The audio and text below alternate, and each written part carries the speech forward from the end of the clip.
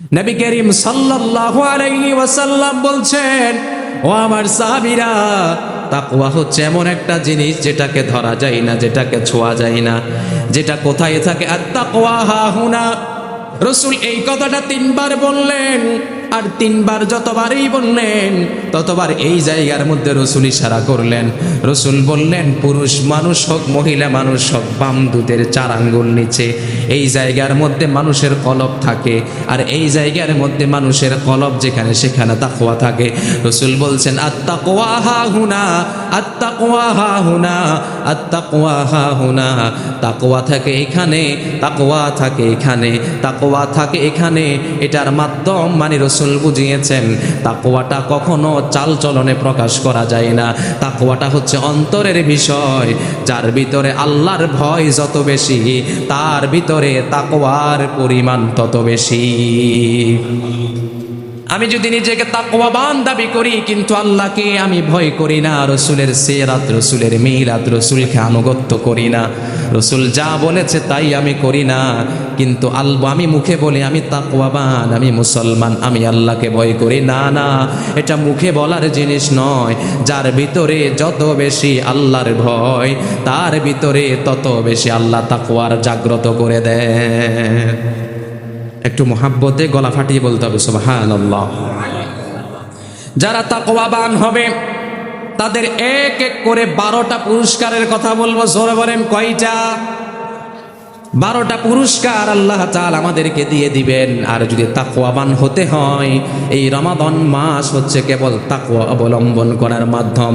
তার কারণ হচ্ছে আমি আপনি সবাই রোজা রেখেছি, সারাদিন রোজা রাখি, সারাদিন রোজা রাখার কারণে কোনো খারাপ কাজের দিকে আমাদের মনোযোগ যায় না। তার কারণ আমরা একটা হাদিস থেকে রেফারেন্স নিতে পারি। নবী করিম সাল্লাল্লাহু আলাইহি ওয়াসাল্লাম যুবকদেরকে ইন্ডিকেট করে, যুবকদেরকে নির্দেশনা দিয়ে নবী করিম সাল্লাল্লাহু আলাইহি ওয়াসাল্লাম বলেছেন, ইয়া মাশারাশ শাবাব, হে যুবকেরা, মান ইসতাতা মিনকুমুল বাআতা ফালইয়াতাজাওয়াজ, যদি সামর্থ্য থাকে বিয়ে করে ফেলো, আর যদি সামর্থ্য না থাকে তাহলে রোজা রেখে তোমার লজ্জাস্থানকে, তোমার যৌবনকে হেফাজত করো। আমরা যারা এখন রোজা রেখেছি, নিশ্চয় নিশ্চয় দিনের বেলা নিজের যৌবনকে হেফাজত করতে পারছি, নিজের লজ্জাস্থানকে হেফাজত করতে পারছি, অন্তরের ভিতরে নানা রকমের খারাপ চিন্তা থেকে অন্তরকে হেফাজত করতে পারছি। ও আমার ভাইয়েরা, সেজন্যে আমি আপনি যদি রোজা রাখি, রোজা রাখার মাধ্যমে নানা রকমের খারাপ চিন্তা আমার আপনার অন্তরের মধ্যে আসে না। সেই কারণে আমি আপনি আল্লাহর ইবাদত করতে একটু আমার আপনার সহজ হয়। আর আল্লাহ তাআলা তো ওইদিকে শয়তানকেও বন্ধ করে ফেলেছেন। তাহলে রমাদানে আমি আপনি যদি চাই তাকওয়াটা বেশি করে অর্জন করতে পারবো, অন্য মাসের তুলনায় তাকওয়াটাকে আমি আপনি বেশি করে অর্জন করতে পারবো। সেজন্য রমাদান হচ্ছে তাকওয়া অর্জনের খুব ভরা একটি মৌসুম। এই মৌসুমে যদি আমি আপনি আল্লাহর ভয় অন্তরে জাগ্রত করতে না পারি, তাহলে আগামী বাকি 11টি মাসও আমি আপনি আল্লাহর ভয় অন্তরে প্রবেশ করাতে পারবো না। আমি আপনি যদি তাকওয়াবান হয়ে যায়, আল্লাহ তাআলা আমাকে আপনাকে সুসংবাদ দিয়ে বলছেন, ইন্নাল্লাহা মা'আল্লাযীনা তাকাও ওয়াল্লাযীনা হুম মুহসিনুন। একটু দারাজ কণ্ঠে মোহাব্বতে বলেন আল্লাহু আকবার। আল্লাহ তাআলা বলছেন, আমি আপনি যারা তাকওয়াবান হয়ে যাব, যাদের অন্তরের ভিতরে আল্লাহর ভয়টা ঢুকে যাবে, আল্লাহ তাদেরকে বলছেন আমি আপনি দুনিয়ার কোনো খারাপ মানুষের সাথী নয়। যারা তাকওয়াবান হয়ে যাবে, আল্লাহ তাআলা বলছেন মা'আল্লাযীনা তাকাও, তারা যারা তাকওয়াবান হয়ে যাবে, ওয়াল্লাযীনা হুম মুহসিনুন, তারা আল্লাহর মুহসিন, আল্লাহর ভালো ভালো বান্দা যারা আছে তাদের সাথে আমি আপনি একসাথে মিশে যাব। আমি আপনি খারাপ মানুষ, গত 11টি মাস খুব বেশি গুনাহ হয়েছে, সেই গুনাহ করার কারণে আল্লাহর কাছ থেকে আমি আপনি অনেক বেশি দূরে সরে গেছি। কিন্তু এই মাসে যদি আল্লাহর ভয়টা অন্তরে নিতে পারি, আল্লাহর কোরআনের আয়াতের ঘোষণা, আল্লাহ ঘোষণা করে দিয়েছে আমার বান্দার বিগত সময়ের গুনাহ তো আমি মাফ করব। শুধু তাই নয়, আমার বান্দাকে আমি আমার প্রিয় বান্দা যাদের লিস্টে আছে, আমার বান্দার নাম আমার প্রিয় বান্দার লিস্টের মধ্যে অন্তর্ভুক্ত করে নেব। من يهده الله فلا مضل له ومن يضلله فلا هادي له ونشهد أن لا إله إلا الله وحده لا شريك له ونشهد أن سيدنا وحبيبنا ومولانا محمد الذي أرسله بالحق بشيرا ونذيرا وداعيا إلى الله بإذنه وسراجا وقمرا منيرا. أما بعد فقد قال الله تعالى في كلامه المجيد وفرقانه الحميد. সবাই বলুন আউযু বিল্লাহি মিনাশ শাইতানির রাজীম. বিসমিল্লাহির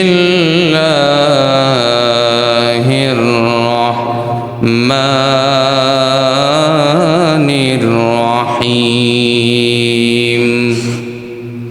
ইন্নাল্লাহা ওয়া মালাইকাতাহু ইউসাল্লুনা আলান নবী ইয়া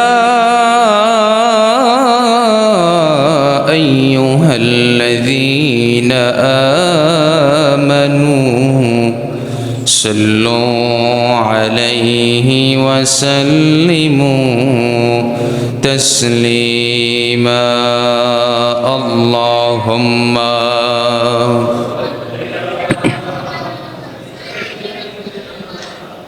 مولانا محمد وعلى آل سيدنا مولانا. محبت জোরে জোরে বলি আল্লাহুম্মা সাল্লি আলা سيدنا مولانا محمد وعلى آل سيدنا.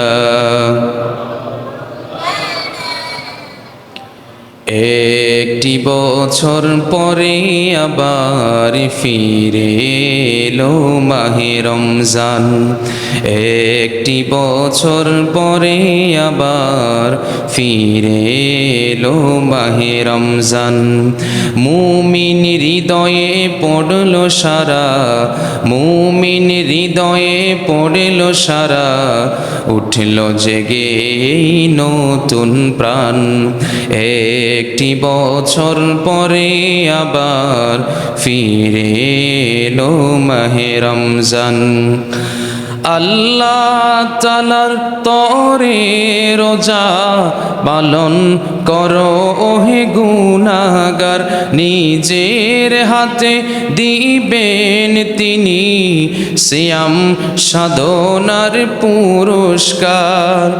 আল্লাহ তাআলার তরে রোজা পালন করো ওহে গুনাহগার নিজের হাতে দিবেন তিনি সিয়াম সাধনার পুরস্কার রমজানের রোজা পালন আল্লাহ তাআলার ফরমান একটি বছর পরে আবার ফিরে এলো মাহে রমজান একটি বছর পরে আবার ফিরে এলো মাহে রমজান রমজানেরই মাসে প্রভু সত্য পথে গড়িব জীবন বিপদ আপদ থাকিবে না যে ঠিক মতে হয় যদি রোজা পালন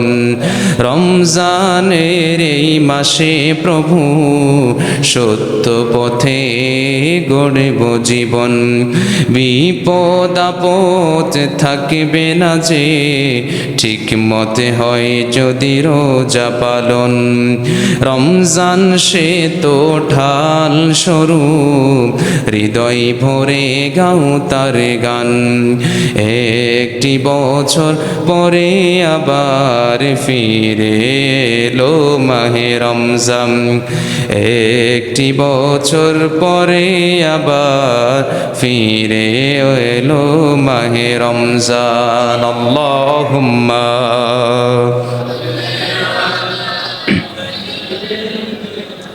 مولانا محمد وعلى آله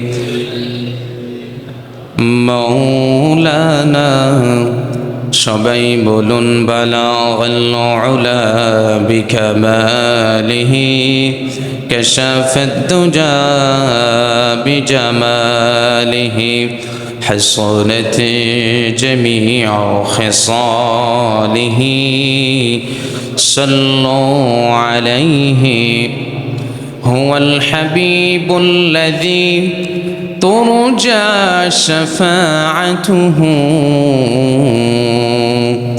لكل حول من الأحوال مقتحم بلغ العلا بكماله كشف الدجى بجماله حصلت جميع خصاله صلوا عليه উপস্থিত পশ্চিম খুলশী আবাসিক এলাকা জামে মসজিদে আগত প্রাণপ্রিয় মুসল্লি ভাইয়েরা আমার অত্যন্ত শ্রদ্ধেয় মুরব্বিয়ানি আজম সমবয়সী যুবক ভাইয়েরা স্নেহের ছোট ভাইয়েরা সর্বোপরি রমাদানের এই প্রথম জুমাতে আমরা যারা উপস্থিত হতে পেরেছি নিজেকে ধন্য মনে করে নিজেকে সৌভাগ্য মনে করে নিজেকে আল্লাহর প্রিয় বান্দা মনে করে আল্লাহ তাআলা শুকরিয়া সবাই একসাথে আদায় করছি প্রাণবন্ত আওয়াজে কালিমাত শুকর সবাই বলছি আলহামদুলিল্লাহ আর একটু মুহাব্বতে বলতে হবে আলহামদুলিল্লাহ লক্ষ কোটি দুরুদ এবং সালামের হাদিয়া পেশ করছি আমাদের নবী নবিয়ুনা ওয়া সাইয়্যিদুনা ওয়া কুদওয়াতুনা ওয়া হাবিবানা মুহাম্মাদুর রাসূলুল্লাহ সাল্লাল্লাহু আলাইহি ওয়াসাল্লাম রওজা আতহারে আল্লাহুম্মা সাল্লি ওয়া সাল্লিম ওয়া বারিক আলা নবিয়িনা ওয়া সাইয়্যিদিনা ওয়া হাবিবানা ওয়া মাওলানা মুহাম্মদ প্রাণ প্রিয় আমার প্রিয় ভাইয়েরা আপনারা সবাই কেমন আছেন আমাকে আপনাকে যিনি ভালো রেখেছেন মোহাব্বতে বলেন তো তিনি কে সে আল্লাহ তাআলা চাইলে ভালো রাখতে পারেন সে আল্লাহ তাআলা চাইলে অসুস্থ করতে পারেন সে আল্লাহ তাআলা চাইলে সম্মান দিতে পারেন সে আল্লাহ চাইলে বেজ্জতি করতে পারেন সব কিছু যিনি পারেন তিনি হচ্ছেন আমার মালিক আপনার মালিক আমার রিজিক দাতা আপনার রিজিক দাতা আপনার পালনকর্তা আমার পালনকর্তা তিনি হচ্ছেন একজন সত্তা মোহাব্বতে বলেন তো তিনি কে সে আল্লাহ তাআলার দরবারে আবারও শুকরিয়া করছি সবাই বলছি আলহামদুলিল্লাহ প্রাণ প্রিয় মুসল্লি ভাইয়েরা রমাদানের প্রথম জুমায় চলে এসেছে। এতদিন বলেছিলাম রমাদান আসছে, সবে বরাতে বলেছিলাম রমাদান আসছে, তারপরে রমাদানের 2 জুমা আগ থেকে রমাদানের প্রস্তুতিমূলক আলোচনা করছি। রমাদান আসছে, রমাদান আসার কারণে কিভাবে প্রস্তুতি নিতে হয় সেটা আলোকপাত করেছিলাম।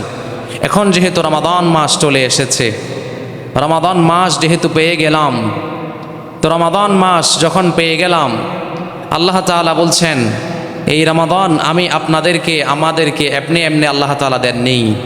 আল্লাহ তাআলা আমাদেরকে রমাদান মাস দিয়েছেন লাআল্লাকুম তাত্তাকুন, যেন আপনি আল্লাহর ভয় অন্তরের মধ্যে পরিপূর্ণভাবে জাগ্রত করতে পারি। আল্লাহর ভয় যেন অন্তরের মধ্যে এমনভাবে প্রবেশ করে যেন রমাদানের পরে আমাকে যেন কোনো গুনাহার কাছে যেতে না হয়, সেজন্য এই রমাদান মাস আমাদের কাছে এসেছে। মহাব্বতে বলেন সুবহানাল্লাহ।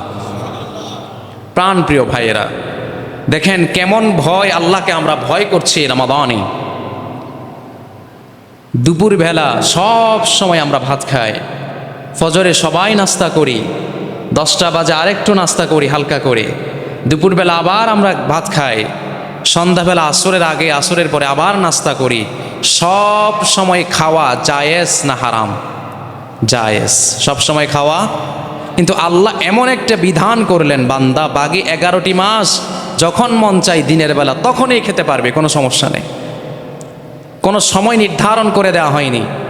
কিন্তু আল্লাহ তাআলা এই রমাদানে আমার আপনার জন্য একটি সময় নির্ধারণ করে দিয়েছেন। এই সময় আপনি চাইলেও খেতে পারবো না, নিষেধ করেছেন যিনি, তিনি কে?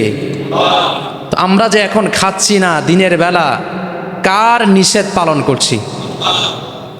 কিন্তু গাইরে রমাদানে, রমাদান ব্যতীত তখন আল্লাহ তাআলা আমাকে আপনাকে নিষেধ করেন না, ইচ্ছা মতো খাচ্ছে। আল্লাহ তাআলা এই জিনিসটা আমাদেরকে বুঝাচ্ছেন যে বান্দা আমি যেটা নিষেধ করব সেটা নিষেধ, যেটা নিষেধ করব সেটা নিষেধ, সেটা ভালো লাগুক আর নাই লাগুক সেটা নিষেধ। এখন যে খাচ্ছি আমি, দুপুরবেলা যে আমি ভাত খাই, আপনারা ভাত খান, এখানে আমরা হালাল খাবার খাই, তাও হারাম। এখন আমি যদি সেই মুরগির মাংস যদি আপনি খেতে চাই, নিজের হাতে জবাই করা গরুর পশুও যদি খেতে চায়, হালাল থেকে হালাল টাকা, তারপরেও সেটা হারাম।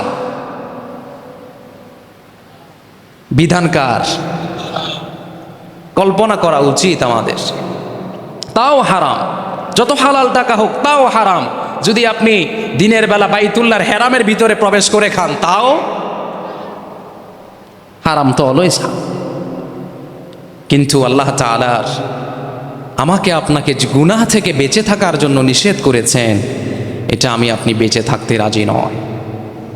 এই শিক্ষাটা যদি কোনো ব্যক্তি রমাদান থেকে নিতে পারে, সেটা হচ্ছে তাকওয়া, আল্লাহর ভয়।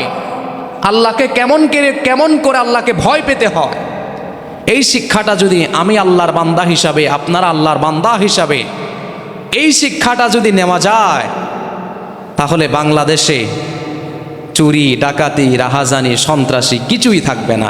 কারণ সবার ভিতরে ঢুকে গেছে একজনের ভয়, তিনি কে? এই ভয়টা চায় আল্লাহ তাআলা। এই ভয়টা আমরা কেমন করে নিজেকে তাকওয়াবান বান্দা বানাবো, আজকের সংক্ষিপ্ত সময়ে আমরা এই বিষয় নিয়ে আলোকপাত করব ইনশাআল্লাহ। এই তাকওয়ার শাব্দিক ব্যাখ্যা করেছেন হযরত আলী রাদিয়াল্লাহু আনহু। তিনি বলেছেন আত-তাকওয়া হিয়াল খাউফু মিনাল জালিলি। আলী রাদিয়াল্লাহু আনহু তিনি বলছেন তাকওয়া মানে হচ্ছে পরহেজগারিতা, তাকওয়া মানে হচ্ছে সমস্ত রকমের খারাপ থেকে বেঁচে থাকা, তাকওয়া মানে হচ্ছে কোনো বান্দার ভিতরে যখন আল্লাহর ভয় ঢুকে যায়, আর সেই বান্দা যখনই কোনো গুনাহের কাজের দিকে অগ্রসর হয়, তখন বলে পৃথিবীর কোনো মানুষ আমাকে দেখে না, আমার সৃষ্টিকর্তা, আমার পালনকর্তা, আমার রিজিক দাতা, আমার হায়াত দাতা একজন সত্তা দেখেন, তিনি কে? এই ভয়টা জাগ্রত করা। তাকওয়ার আরো বিভিন্ন শাব্দিক অর্থ এসেছে। পারিভাষিকভাবে যদি আমরা এক কথাই বলি তাকওয়া কাকে বলে, তাকওয়া মানে হচ্ছে আল্লাহ তাআলার যে সীমারেখা, আল্লাহ একটা সীমারেখা দিয়ে দিয়েছেন, এটা হালাল, এটা হারাম, এটা জায়েজ, এটা না জায়েজ। আল্লাহর সীমারেখাকে কোনো বান্দা অতিক্রম না করে আল্লাহ যেটা নির্ধারণ করে দিয়েছেন সেটাকে গ্রহণ করার নামই হচ্ছে তাকওয়া। চমৎকার একটি ঘটনা আপনাদেরকে শোনাই। সেই ঘটনাটি এসেছে বাইহাকি শরীফের একটি হাদিসের চমৎকার বর্ণনা। বর্ণনাকারী সাহাবী হচ্ছেন আব্দুল্লাহ ইবনে ওমর রাদিয়াল্লাহু তাআলা আন। হযরত আব্দুল্লাহ ইবনে ওমর রাদিয়াল্লাহু তাআলা আন নফল রোজা রেখেছিলেন, ফরজ রোজা নয়। তিনাদের সময়ে এইভাবে যখন 1 মাস রোজা ফরজ, তখন সেরকম রোজা ফরজ হয় নাই। তখন আশুরার রোজাটা ফরজ ছিল, আরাফাতের রোজাটা ফরজ ছিল। সেটা আপনাদেরকে গত জুমায় বলেছিলাম, রোজা 3টা ধাপে ফরজ হয়েছে, একসাথে রোজা ফরজ হয়নি। আব্দুল্লাহ ইবনে ওমর রোজা রেখেছেন। রোজা রেখে বকরি লালন পালন করতে বের হয়ে গিয়েছেন। তৎক্ষণাৎভাবে আব্দুল্লাহ ইবনে ওমরের পাশ দিয়ে যাচ্ছিলেন হযরত ওমর রাদিয়াল্লাহু তাআলা আন। হযরত ওমর আব্দুল্লাহ বিন ওমরকে বললেন, আমরা রোজা রাখিনি, যেহেতু নফল রোজা আমরা রাখিনি। ও আব্দুল্লাহ ইবনে ওমর, তুমি নফল রোজা রেখেছ। ও আব্দুল্লাহ ইবনে ওমর, আমরা একটি বকরি জবেহ করেছি, চলো আমাদের সাথে মেহমানদারি গ্রহণ করো। আব্দুল্লাহ ইবনে ওমর বলছে, না, আমি মেহমানদারি গ্রহণ করতে পারবো না, আমি রোজা রেখেছি। ওমর আব্দুল্লাহ ইবনে ওমরকে টেস্ট করার জন্য বললেন, ওমর রাদিয়াল্লাহু তাআলা আব্দুল্লাহ ইবনে ওমরকে বললেন, ও আব্দুল্লাহ ইবনে ওমর, এটা তো নফল রোজা, ভেঙ্গে ফেললে কোনো সমস্যা নাই, খেয়ে ফেলো, কেউ তো দেখবে না, আমিও কাউকে বলবো না। আব্দুল্লাহ ইবনে ওমর জবাব দিচ্ছে, ও ওমর, তুমি দেখবে না, তোমার সাথে যারা আছে তারাও কাউরে বলবে না। তবে আমি যদি রোজা ভেঙ্গে ফেলি, একটা ফতুয়া জেনে রাখেন, আপনি যদি নফল রোজা কখনো রাখেন, ভেঙ্গে ফেলেন, সেটা পূরণ করে দেওয়া হচ্ছে ওয়াজিব। সেটা পূরণ করে দেওয়া কি? কারণ আমাকে আল্লাহ নফল রোজা রাখতে বলেছেন, সেটা আমি স্বইচ্ছাই রেখেছি। স্বইচ্ছাই রেখে যদি আমি ভেঙ্গে ফেলি, সেটা পূরণ করে দেওয়া ওয়াজিব। নফল নামাজের নিয়ত আপনি করলেন, আপনি নফল নামাজের মাঝখানে নামাজ ভেঙ্গে অন্যদিকে চলে গেলেন, তাহলে আপনি আগে নফল নামাজ না পড়লে গুনাহ হতো না, কিন্তু আপনি নফল নামাজ ভেঙ্গে চলে গেছেন, এজন্য আপনাকে সেই নফল নামাজ পূরণ করে দিতে হবে, সেটা ওয়াজিব, না করলে গুনাহ হয়ে যাবে। আব্দুল্লাহ ইবনে ওমর রাদিয়াল্লাহু তাআলা আনহুকে বললেন, ও ওমর, তুমিও বলবে না, তোমার সাথীও বলবে না, আমি যদি রোজা ভেঙ্গে ফেলি, আমাকে যিনি দেখবেন, তোমার রব, আমার রব, আপনাদের রব, আমার রব, আওয়াজ দিয়ে বলেন তো তিনি কে? এভাবে করে এক এক করে বুখারী শরীফের ভিতরে অনেকগুলো ঘটনা বর্ণিত হয়েছে তাকওয়ার বিষয়ে। আর আমরা মানুষ খুঁজি, অনেকে আমরা এখানে যারা উপস্থিত হয়েছি, আপনারা হয়তো মনে করতে পারেন খতিব সাহেব আল্লাহর কাছে অনেক বেশি দামি, আপনারা মনে করতে পারেন ইমাম সাহেব আল্লাহর কাছে অনেক বেশি দামি, আপনারা মনে করতে পারেন মুয়াজ্জিন সাহেব আল্লাহর কাছে অনেক বেশি দামি। না না, আল্লাহ জানিয়ে দিচ্ছেন, ইন্না আকরামাকুম ইনদাল্লাহি আতকাকুম। আল্লাহ তাআলা বলছেন, রিকশার ড্রাইভার নয়, কুলি নয়, মজুর নয়, যার ভিতরে কেবল আল্লাহর ভয় আছে, আল্লাহ নিজেই ঘোষণা করছেন, আল্লাহর আসমানের নিচে জমিনের উপরে সেই বান্দা কেবল আল্লাহর কাছে প্রিয় হয়ে যাবে। আল্লাহ সুবহানাহু ওয়া তাআলা আমাকে আপনাকে তাকওয়ার নীতি অবলম্বন করতে বলেছেন। আর আমরা এখন প্রশ্ন হচ্ছে, তাকওয়ার নীতি অবলম্বন করব, তবে এই তাকওয়াটা কোথায় থাকে? নবী করিম সাল্লাল্লাহু আলাইহি ওয়াসাল্লামের কাছে সাহাবী উপস্থিত হলেন। সাহাবী বললেন, ইয়া রাসূলুল্লাহ, আমি তাকওয়াবান হতে চাই, কিভাবে একটু তাকওয়াবান হব, একটু আমাকে শিখিয়ে দেন। নবী করিম সাল্লাল্লাহু আলাইহি ওয়াসাল্লাম বলছেন, ও আমার সাহাবীরা, তাকওয়া হচ্ছে এমন একটা জিনিস যেটাকে ধরা যায় না, যেটাকে ছোঁয়া যায় না, যেটা কোথায় থাকে? আত-তাকওয়া হাহুনা। রাসূল এই কথাটা 3 বার বললেন। আর 3 বার যতবারই বললেন ততবার এই জায়গার মধ্যে রসুল ইশারা করলেন। রসুল বললেন, পুরুষ মানুষ হোক মহিলা মানুষ হোক, বাম দুধের 4 আঙ্গুল নিচে এই জায়গার মধ্যে মানুষের কলব থাকে, আর এই জায়গার মধ্যে মানুষের কলব যেখানে সেখানে তাকওয়া থাকে। রসুল বলছেন, আত্তাকওয়া হাহুনা, আত্তাকওয়া হাহুনা, আত্তাকওয়া হাহুনা। তাকওয়া থাকে এখানে, তাকওয়া থাকে এখানে, তাকওয়া থাকে এখানে। এটার মাধ্যম মানে রসুল বুঝিয়েছেন তাকওয়াটা কখনো চালচলনে প্রকাশ করা যায় না। তাকওয়াটা হচ্ছে অন্তরের বিষয়। যার ভিতরে আল্লাহর ভয় যত বেশি, তার ভিতরে তাকওয়ার পরিমাণ তত বেশি।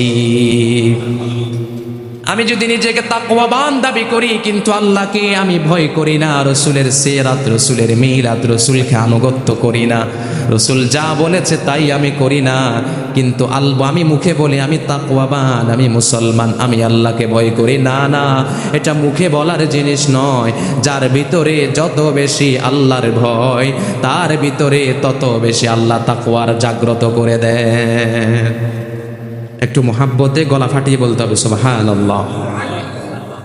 যারা তাকওয়াবান হবে তাদের এক এক করে 12টা পুরস্কারের কথা বলবো। জোরে বলেন কয়টা? 12টা পুরস্কার আল্লাহ তাআলা আমাদেরকে দিয়ে দিবেন। আর যদি তাকওয়াবান হতে হয়, এই রমাদান মাস হচ্ছে কেবল তাকওয়া অবলম্বন করার মাধ্যম। তার কারণ হচ্ছে আমি আপনি সবাই রোজা রেখেছি, সারাদিন রোজা রাখি, সারাদিন রোজা রাখার কারণে কোনো খারাপ কাজের দিকে আমাদের মনোযোগ যায় না। তার কারণ আমরা একটা হাদিস থেকে রেফারেন্স নিতে পারি। নবী করিম সাল্লাল্লাহু আলাইহি ওয়াসাল্লাম যুবকদেরকে ইন্ডিকেট করে, যুবকদেরকে নির্দেশনা দিয়ে নবী করিম সাল্লাল্লাহু আলাইহি ওয়াসাল্লাম বলেছেন, ইয়া মাশারাশ শাবাব, হে যুবকেরা, মান ইসতাতা মিনকুমুল বাআতা ফালইয়াতাজাওয়াজ, যদি সামর্থ্য থাকে বিয়ে করে ফেলো, আর যদি সামর্থ্য না থাকে তাহলে রোজা রেখে তোমার লজ্জাস্থানকে, তোমার যৌবনকে হেফাজত করো। আমরা যারা এখন রোজা রেখেছি নিশ্চয় নিশ্চয় দিনের বেলা নিজের যৌবনকে হেফাজত করতে পারছি, নিজের লজ্জাস্থানকে হেফাজত করতে পারছি, অন্তরের ভিতরে নানা রকমের খারাপ চিন্তা থেকে অন্তরকে হেফাজত করতে পারছি। ও আমার ভাইয়েরা, সেজন্যে আমি আপনি যদি রোজা রাখি, রোজা রাখার মাধ্যমে নানা রকমের খারাপ চিন্তা আমার আপনার অন্তরের মধ্যে আসে না। সেই কারণে আমি আপনি আল্লাহর ইবাদত করতে একটু আমার আপনার সহজ হয়। আর আল্লাহ তাআলা তো ওইদিকে শয়তানকেও বন্ধ করে ফেলেছেন। তাহলে রমাদানে আমি আপনি যদি চাই তাকওয়াটা বেশি করে অর্জন করতে পারবো, অন্য মাসের তুলনায় তাকওয়াটাকে আমি আপনি বেশি করে অর্জন করতে পারবো। সেজন্য রমাদান হচ্ছে তাকওয়া অর্জনের খুব ভরা একটি মৌসুম। এই মৌসুমে যদি আমি আপনি আল্লাহর ভয় অন্তরে জাগ্রত করতে না পারি, তাহলে আগামী বাকি 11টি মাসও আমি আপনি আল্লাহর ভয় অন্তরে প্রবেশ করাতে পারবো না। আমি আপনি যদি তাকওয়াবান হয়ে যায়, আল্লাহ তাআলা আমাকে আপনাকে সুসংবাদ দিয়ে বলছেন, ইন্নাল্লাহা মা'আল্লাযীনা তাকাও ওয়াল্লাযীনা হুম মুহসিনুন। একটু দারাজ কণ্ঠে মোহাব্বতে বলেন আল্লাহু আকবার। আল্লাহ তাআলা বলছেন, আমি আপনি যারা তাকওয়াবান হয়ে যাব, যাদের অন্তরের ভিতরে আল্লাহর ভয়টা ঢুকে যাবে, আল্লাহ তাদেরকে বলছেন আমি আপনি দুনিয়ার কোনো খারাপ মানুষের সাথী নয়। যারা তাকওয়াবান হয়ে যাবে, আল্লাহ তাআলা বলছেন মা'আল্লাযীনা তাকাও, তারা যারা তাকওয়াবান হয়ে যাবে, ওয়াল্লাযীনা হুম মুহসিনুন, তারা আল্লাহর মুহসিন, আল্লাহর ভালো ভালো বান্দা যারা আছে তাদের সাথে আমি আপনি একসাথে মিশে যাব। আমি আপনি খারাপ মানুষ, গত 11টি মাস খুব বেশি গুনাহ হয়েছে। সেই গুনাহ করার কারণে আল্লাহর কাছ থেকে আমি আপনি অনেক বেশি দূরে সরে গেছি। কিন্তু এই মাসে যদি আল্লাহর ভয়টা অন্তরে নিতে পারি, আল্লাহর কোরআনের আয়াতের ঘোষণা, আল্লাহ ঘোষণা করে দিয়েছেন আমার বান্দার বিগত সময়ের গুনাহ তো আমি মাফ করব। শুধু তাই নয়, আমার বান্দাকে আমি আমার প্রিয় বান্দা যাদের লিস্টে আছে, আমার বান্দার নাম আমার প্রিয় বান্দার লিস্টের মধ্যে অন্তর্ভুক্ত করে নিব। আমি আপনি যদি তাকওয়াবান হয়ে যাই, 2 নম্বরের যেই সুসংবাদ আল্লাহর পক্ষ থেকে আমার আপনার জন্য এসেছে। আল্লাহ তাআলা বলছেন ওয়া মান ইয়াত্তাকিল্লাহা ইউকাফির আনহু সাইয়্যাতিহি ওয়া ইউযিম লাহু আজরা। মুহাব্বতে বলেন আল্লাহু আকবার। আল্লাহু আকবার বললে যিনি খুশি হয় তিনি কে? আল্লাহু আকবার বললে যিনি নারাজ হয় তিনি হচ্ছে শয়তান। অতএব আল্লাহকে খুশি করার জন্য একটু মুহাব্বতে চিৎকার দিয়ে বলেন আল্লাহু আকবার। আল্লাহ তাআলা বলছেন ওয়া মান ইউকাফির আনহু সাইয়্যাতি, ও আমার বান্দা যদি তাকওয়াবান, যদি আল্লাহর ভয় যদি অন্তরের মধ্যে জাগ্রত হয়ে যায়, আল্লাহ তাআলা বলছেন ইউকাফির আনহু সাইয়্যাতিহি, আল্লাহ তাআলা আমার আপনার সমস্ত গুনাহগুলোকে মাফ করে দিবে। ওয়া ইউযিম লাহু আজরা, আল্লাহ তাআলা বলছেন আসমানে জমিনে আল্লাহ তাআলা আমাদের মর্যাদাকে বৃদ্ধি করে দিবেন। আমরা সবাই চাই মানুষ আমাদেরকে সম্মান করুক, আমরা সবাই চাই মানুষ আমাকে স্যালুট দেখ, মানুষ আমাকে সালাম দেখ, মানুষ আমাকে অ্যাপ্রিসিয়েট করুক, মানুষ আমার প্রশংসা করুক। আমরা সবাই চাই কি চাই না? যদি চাই তাহলে তাকওয়াবান যদি আমি আপনি হয়ে যেতে পারি, আল্লাহর কোরআনের ঘোষণা, আল্লাহ তাআলা আসমানে জমিনে আমার আপনার সম্মান ইজ্জতকে বাড়িয়ে দিবেন। আমি আপনি যদি তাকওয়াবান হয়ে যেতে পারি, আল্লাহ তাআলা 3 নম্বরের যেই পুরস্কারের কথা বললেন, ওয়াত্তাকুল্লাহা ইন্নাল্লাহা গফুরুর রহিম। আল্লাহ তাআলা বলছেন বান্দা আমি আপনি যদি তাকওয়াবান হয়ে যেতে পারি, আল্লাহ তাআলা আমার আপনার জন্য খুব সুন্দর একটি দিক নির্দেশনা দিচ্ছেন। আল্লাহ বলছেন যদি তাকওয়াবান হয়ে যেতে পারো, আল্লাহ তাআলা বলছেন তোমরা যত গুনাহ করবে আমি আল্লাহ সব গুনাহ মাফ করে দেব।